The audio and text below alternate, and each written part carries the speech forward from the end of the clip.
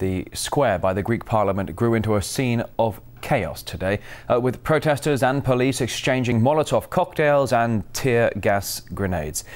Greece itself is at a standstill today, with a nationwide strike paralysing industry, transport and buses. Up to 1 million people are taking part in protests, with around 50,000 around Parliament alone. The action is against a third round of austerity being debated by the government.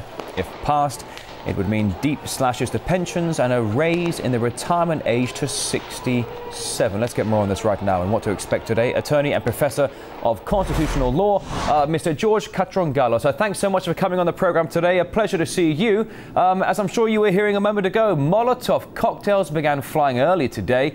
But these latest cuts have been in the pipeline for months. Why are we seeing these protests now, and what exactly are they about?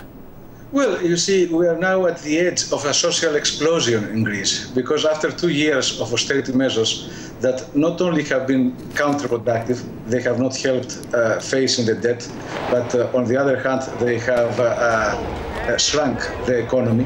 Now, many people in Greece cannot make their life as it used to be. So it's very normal to be in front of such social incidents. I think the new thing is that we have a common wave of demonstration at the European South. Yesterday we had the incidents of Madrid, some days before in Portugal. And now there is also Madrid, a joint initiative of the trade unions of the European South.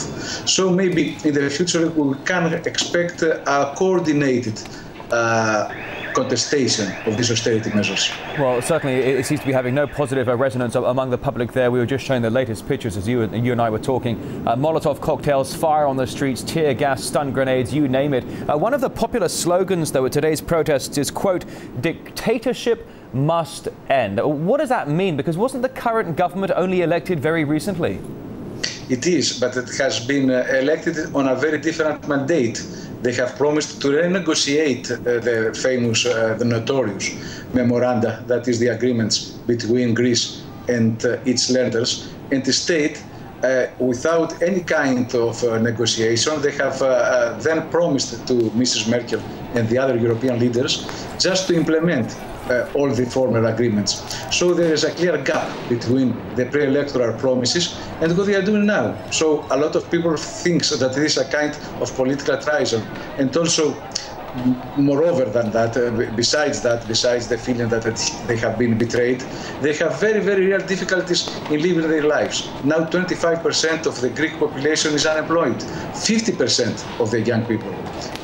Societies cannot stand anymore. So you talk about the massive unemployment levels. I mean, it's worth noting it's been revealed that Greece's deficit is actually twice as large as previously thought. Do you think Greece has the stamina to continue carrying on like this? It is not exactly just a thing of stamina. It is a clear wrong recipe. It is a kind of recipe that is more lethal than the medicines, more lethal than the disease itself.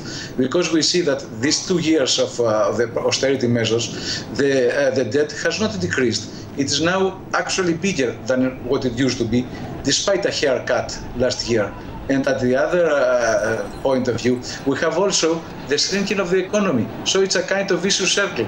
We cannot reduce the debt. Instead, we are making the economy worse and the lives of the people more miserable.